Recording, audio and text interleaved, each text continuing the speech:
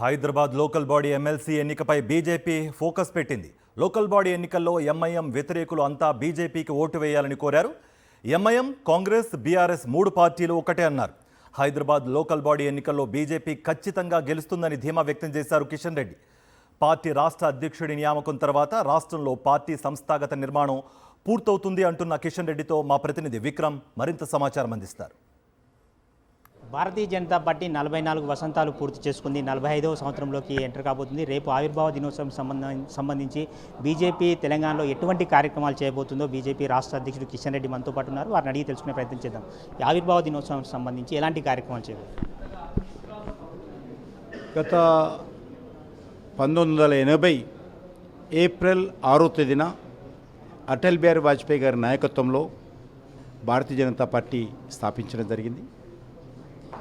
ఈ 1980 నుంచి కూడా పార్టీ స్థాపించినప్పటి నుంచి ఈరోజు వరకు అనేక రకాల ఒడిదొడుకులు ఎదుర్కొన్నాము. వాజ్పేయి గారు 13 రోజుల పరిపాలన చూసాము, 13 నెలల పరిపాలన చూసాము, 6 సంవత్సరాల పాలన చూసిన తర్వాత ఈరోజు నరేంద్ర మోడీ గారి నాయకత్వంలో 11వ సంవత్సరం పాలన కొనసాగుతుంది. దేశాన్ని పట్టి పీడిస్తున్నటువంటి అనేక రకాల సమస్యలను పరిష్కారం చేసినటువంటి ఒక అద్భుతమైనటువంటి నాయకత్వం ఈరోజు భారతీయ జనతా పార్టీ దేశానికి అందించింది.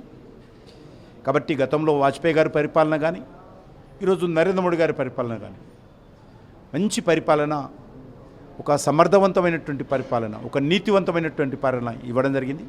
ఈ సందర్భంగా రేపు పార్టీ స్థాపన దినోత్సవం సందర్భంగా దేశవ్యాప్తంగా అనేక కార్యక్రమాలు నిర్వహించుకుంటున్నాం.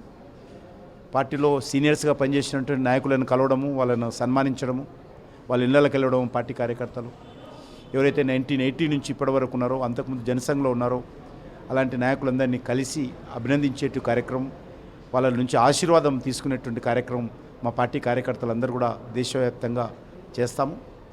అదేవిధంగా పార్టీ మరి రానున్న రోజుల్లో మరింతగా అన్ని వర్గాలలో, అన్ని ప్రాంతాలలో బలపడే విధంగా కూడా కార్యాచరణ ప్రణాళిక రూపొందించుకొని ముందుకెళ్తాం. ఆ దిశలోనే రేపు అనేక రకాల స్వచ్ఛ భారత్ కార్యక్రమాలు కానీ, రక్తదాన శిబిరాలు కానీ, పార్టీ జాతీయ పతాకాలు మా పార్టీ కార్యాలయాలపైన, కార్యకర్తల ఇళ్లపైన కూడా ఎగరేసుకోవాలని చెప్పి కూడా పార్టీ పిలుపునివ్వడం జరిగింది.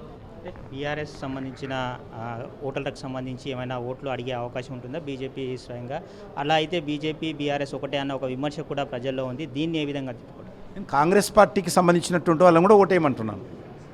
బీఆర్ఎస్కి సంబంధించినటువంటి వాళ్ళేటను మజ్లిస్ పార్టీని వ్యతిరేకించేటువంటి వాళ్ళు, మజ్లిస్ పార్టీ మతోన్మాదాన్ని వ్యతిరేకించేటువంటి వాళ్ళు ప్రతి ఒక్కరు కూడా ఈరోజు బీజేపీ అభ్యర్థిని గెలిపించాలి. ఎందుకంటే ఈ యొక్క హైదరాబాద్ ప్రజలు ఎవరైతే ఉన్నారో, లేకపోతే మీకు ఓటేసినటువంటి ప్రజలు ఎవరైతే ఉన్నారో వారెవ్వరు కూడా మీరు మజ్లిస్ పార్టీ ఓటేస్తే ఆ ప్రజలు క్షమించరు. తప్పకుండా రానున్నటువంటి మున్సిపల్ కార్పొరేషన్ ఎలక్షన్స్లో ఎవరెవరైతే మజ్లిస్ పార్టీకి ఓటేస్తారో వాళ్ళందరినీ కూడా ఈ హైదరాబాద్ ప్రజల ముందు దోషిగా నిలబెట్టేటువంటి ప్రయత్నం వచ్చే కార్పొరేషన్ ఎలక్షన్స్లో మేము చేస్తాం. మొత్తమే చూసుకోవచ్చు, త్వరలోనే బీజేపీ రాష్ట్ర అధ్యక్ష నియామక ప్రక్రియ కూడా పూర్తవుతుందని చెప్పి బీజేపీ రాష్ట్ర అధ్యక్షులు కేంద్ర మంత్రి కిషన్ రెడ్డి స్పష్టం చేస్తున్నారు. వీడియో జర్నలిస్ట్ శ్రీనివాస్ గౌడ్తో విక్రమ్, సాక్షి టీవీ, హైదరాబాద్.